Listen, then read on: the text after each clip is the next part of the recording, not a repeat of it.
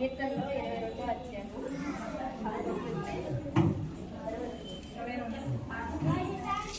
శ్రమ వచ్చి ఉన్నది, సహాయం చేయవాడెవడనూ లేడు, నాకు దూరంగా నుండకు.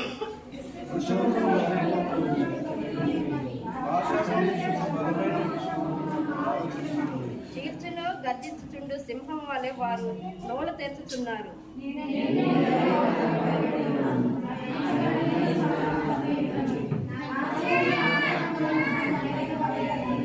నా బలము ఎండిపోయి చిల్ల పెంకు వలె ఆయను, నా నాలుక నా దవడను అంటుకొని ఉన్నది. నీవు నన్ను ప్రేతల భూమిలో పడవేసి ఉన్నావు.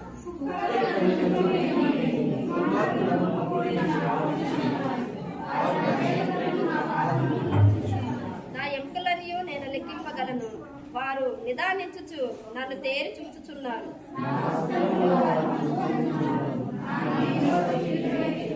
యెహోవా, దూరముగా నుండకుము, నా బలమా, త్వరపడి నాకు సహాయము చేయుము.